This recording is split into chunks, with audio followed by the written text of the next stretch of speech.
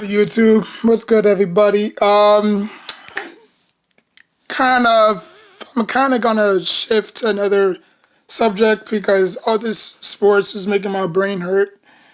You know what I'm saying? So obviously, damn it, where's my belt? Hold on. Uh, there it is. So obviously, I was watching, a YouTuber called In Free In Free. Whoa, I forgot his name. But anyways, I was just watching the YouTuber. Sorry if I butcher your name.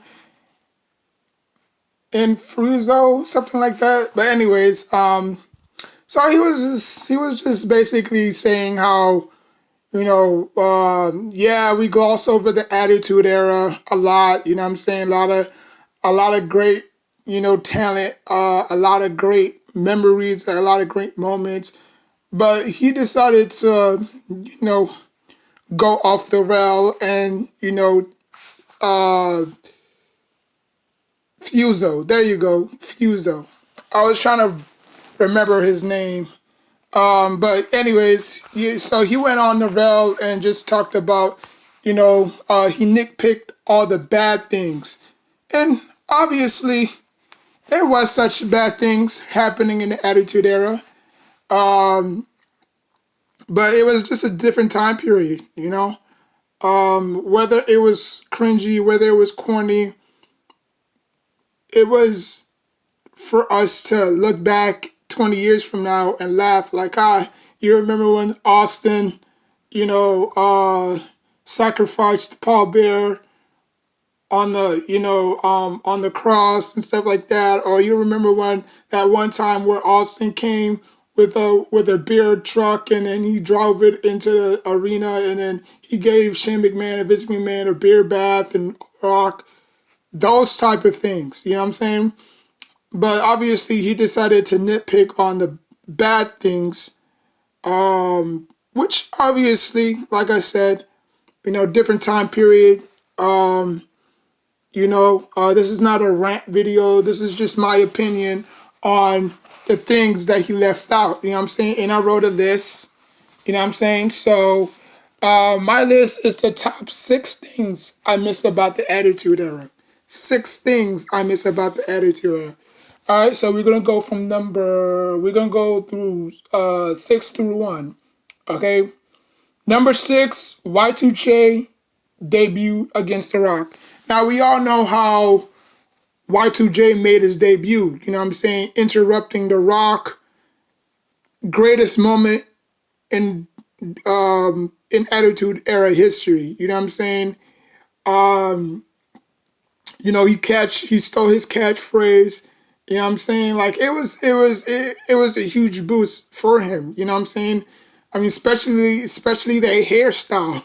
That hairstyle of Chris Jericho was the year of the '90s. Like a lot of kids back in the day used to wanted that hairstyle. You know what I'm saying? Mom, can you give me that hairstyle like Chris Jericho? You know what I'm saying? Like it was an epigma. It was the stepping stone of Chris Jericho.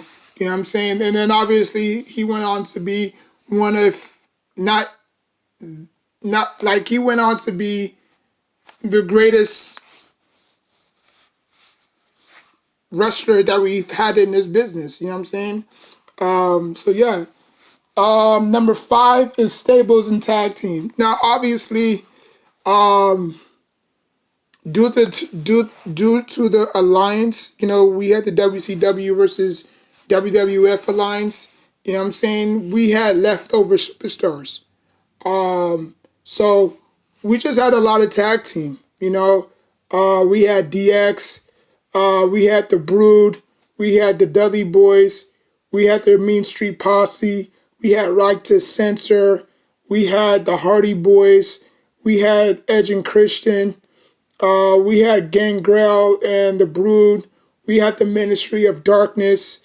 We had, Kane and the Undertaker. We had Mankind and Kane. We had The Rock and Mankind. we had Triple H and Stone Cold. So we just had so many deep tag team division. You know what I'm saying? And the stables again. You know what I'm saying? You look back at the greatest stables in wrestling history. You could add the Brood in there. You can add the Ministry of Darkness. You can add the Corporation. Just TNT. You know what I'm saying? Prince Albert and A Train. Funaki and Kaintai. Like, you could just name all of the greatest stables. You know what I'm saying? Like, it was just memorable. And a lot of tag team, too. Number 4, DX. DX was the stepping stone of the Attitude Era. You know what I'm saying? There was a bunch of, degenerates, you know what I'm saying, running around causing a muck. You know what I'm saying? You had Billy Gunn, you had X-Pac, you had Road Dogg, you had Triple H, who was obviously the leader. You know what I'm saying? It was just a mixture of great talent put into one. You know what I'm saying? I remember in the Royal Rumble in New York City, Mankind had to literally defend his tag team champion against DX in the handicap match, and all along Kane was inside the dumpster. And I remember at the end of the match, DX shoved Mankind in the dumpster, and then Kane popped out, and then he took a sledgehammer and he just, you know what I'm saying, and then JR said, oh my God, you just broke, you know what I'm saying? So it was just fun. It was just a lot of fun, man. DX was that group that you hated, but you loved them at the same time because they had very good catchphrases. Their style, they're unique. I mean, if I had a dream match to put Evolution versus DX, that would have been an all-time great dream match. You know what I'm saying? Like, to put everybody in their prime. I mean, obviously you wouldn't put Triple H against Triple H, but you would just put Ric Flair, Randy Orton, Batista versus Road Dogg, Jesse James, Badass Billy Gunn, and X-Pac. Even though a lot of people think that Evolution would win because of Batista, you know what I'm saying? He's the strength of that group. But excluding Triple H, because you can't have two Triple H's, you know what I'm saying? So that wouldn't be fair. But that would be a dream match if there was one. So yeah. Number 3, Kane. And just for you to know that I'm not really looking at blanks. You know what I'm saying? Like, I know it's a little messy, but so yeah. So Kane and The Undertaker storyline. So this storyline, obviously, this storyline was great. You know, from start to finish, this storyline was great. Obviously, it started at Bad Blood and it ended at WrestleMania. And then they went on a little bit further to they went from a casket match to no, they went from Bad Blood to WrestleMania twice. You know what I'm saying? The first one, obviously, The Undertaker won, performing the Tombstone Power Driver twice. You know what I'm saying? And then it escalated from there to the Inferno match, and then after that, it was,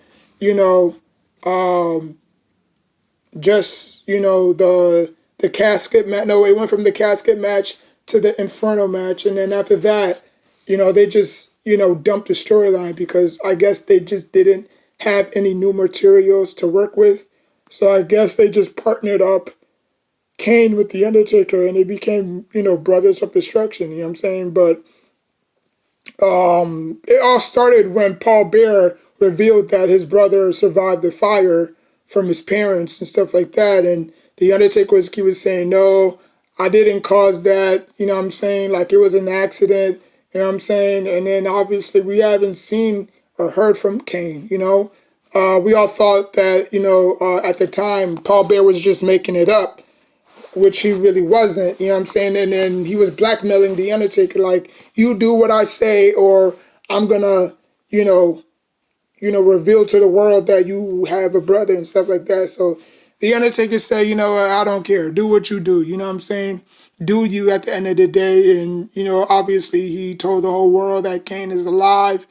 And Bad Blood, he showed up. And, obviously that's when he made his debut, you know? Because Kane went through a lot of bad gimmicks over the year. You know what I'm saying? I think it was called Dr. Evil. And then he had like a stupid version of gimmick of Diesel, and he just none of his skicks, none of his gimmicks stand out, but this gimmick stood out, and for since like forever, he's been dominating, you know, with that gimmick throughout his whole career. You know what I'm saying? So the Undertaker and Kane rivalry was just epic. You know what I'm saying? Number two, Vince McMahon and Austin. Now, obviously, I would have put Vince McMahon and Austin at number one, but due to the fact that Vince McMahon was just an owner and not really a wrestler, that's why I didn't necessarily put that at number one. But in hindsight, it was great. The storyline was great.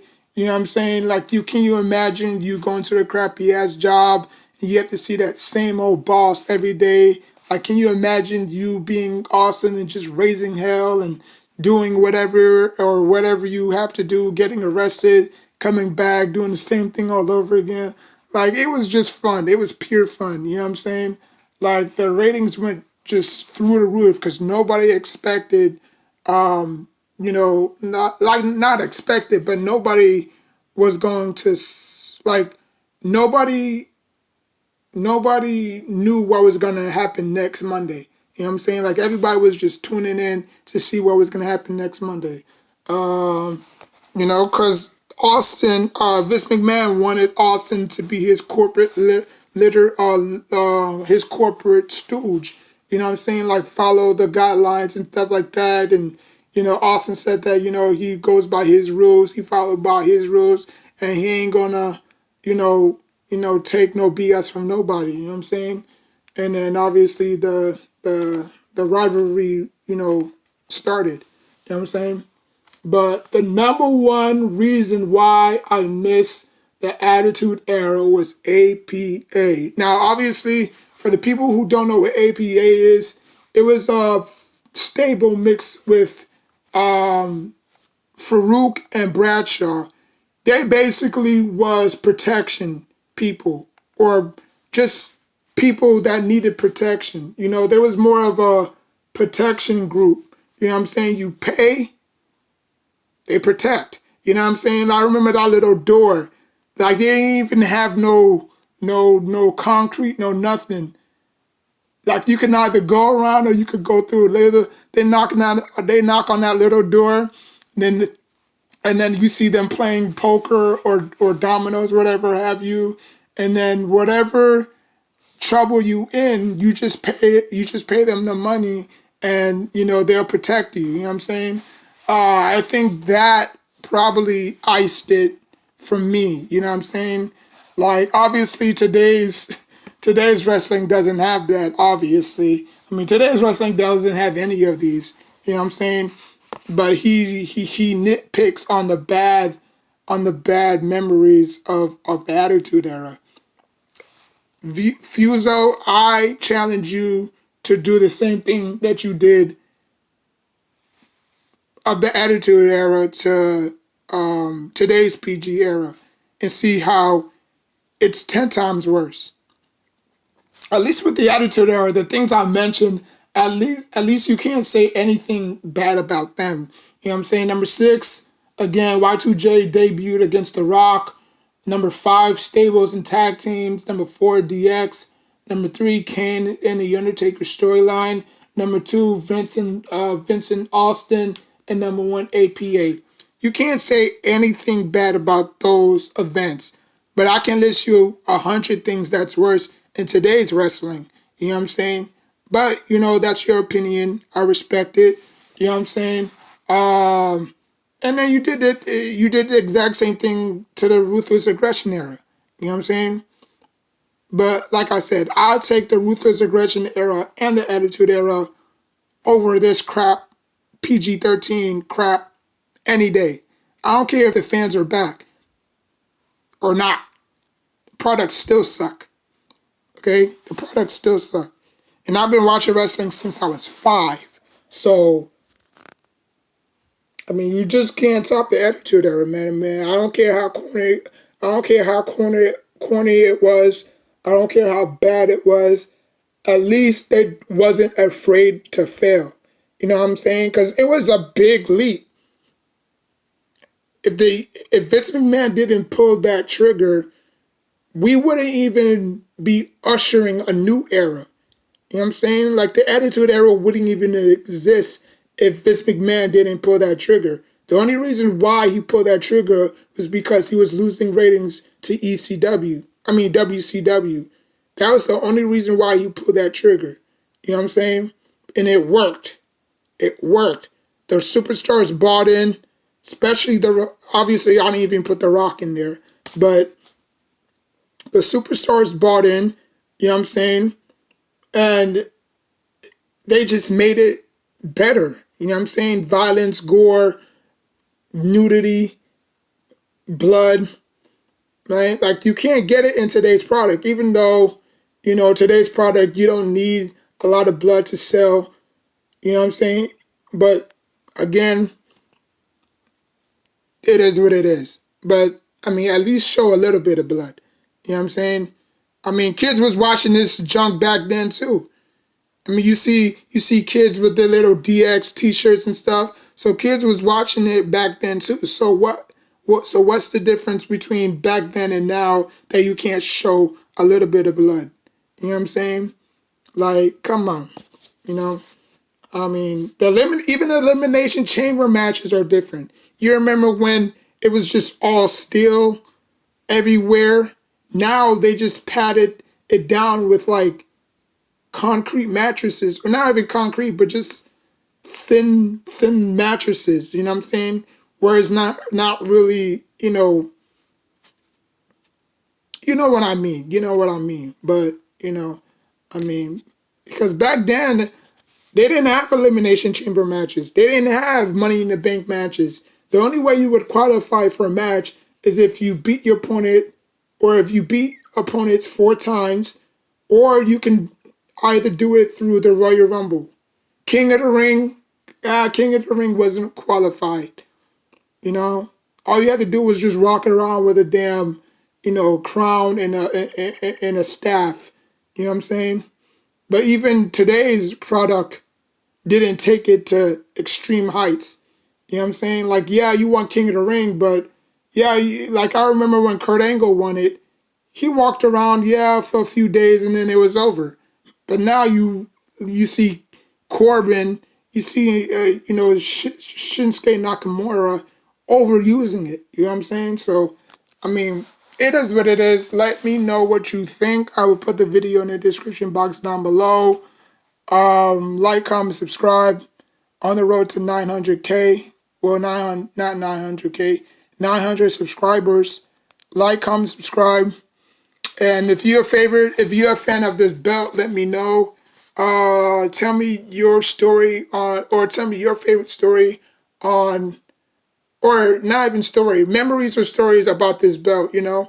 The Rock held it, JBL held it, Triple H held it, John Cena held it for a little bit, and so they put it on a display, and then he came out with his spinning belt. You know what I'm saying? Like I actually went on a show. I actually went to the show and bought this. It was like $5 on the stands. You know what I'm saying? Like I wanted the world heavyweight champion, but this like brought back so much memories. Brock Lesnar, Undertaker. You know what I'm saying? So this belt was very, very near and dear to me. So let me know what you think about my list. If I missed anything out, I probably did. My bad. Like, comment, subscribe. Until next time, take care of yourself and each other.